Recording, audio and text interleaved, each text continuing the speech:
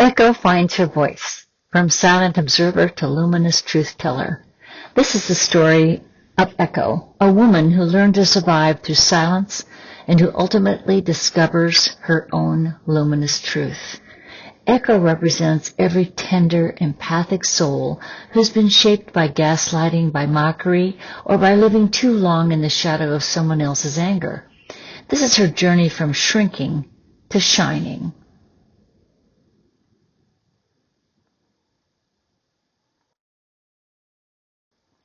Echo didn't shrink because she lacked strength. She shrank because the world around her made her feel unsafe in her own truth. In the image on this slide, you see something essential.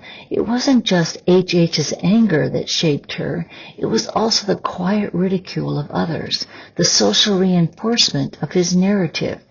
HH didn't have to raise his voice. He just had to teach others how to see her.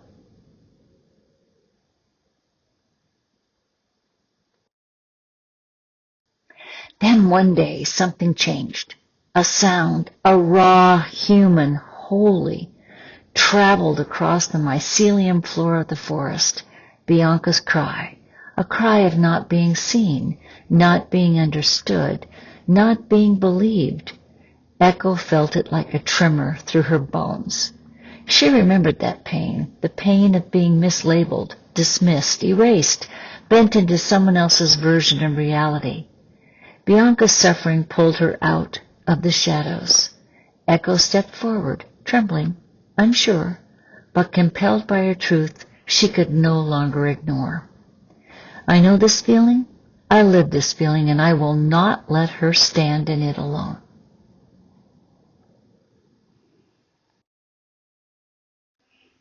Here we see Echo standing with Captain Kim and Bianca, but look carefully. Echo is not speaking. She isn't explaining. She isn't fixing. Her gift is presence, stillness, attunement. She steps forward not because anyone calls her, but because she chooses to witness another's ache. This is the first spark of her transformation. Echo begins to discover that her quiet is not emptiness, it's power.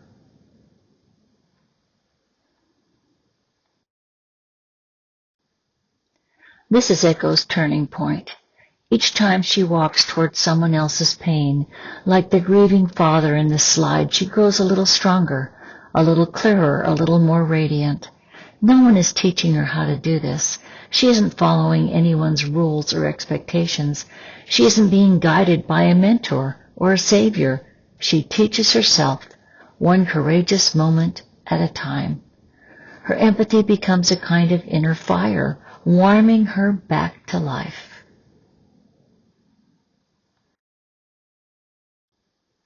This is one of the most important slides in Echo's story.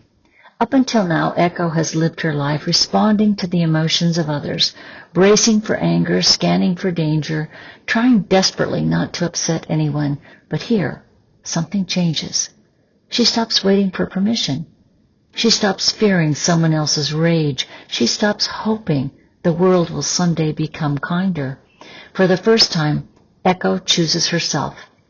She decides who she will be, regardless of who approves or who disapproves. This is the moment of awakening, the moment that turns survival into sovereignty.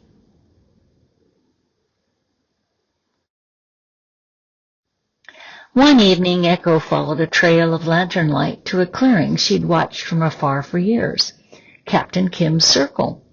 There sat Julie, Bianca, Phoebe, Captain Kim, and snuggling their dogs, Simon and Kokomo. Laughing, talking, sharing stories, a space she had always believed wasn't meant for her. But this time, Echo stepped into the clearing. The others turned, their faces softened. They made room for her without hesitation.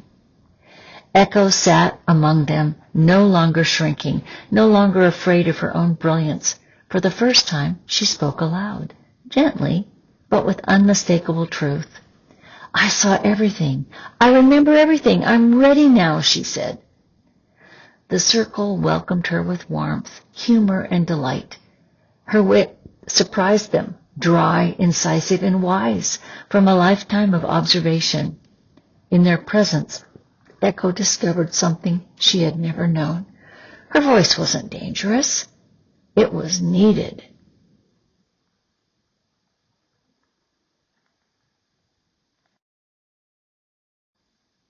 This is Echo, fully become.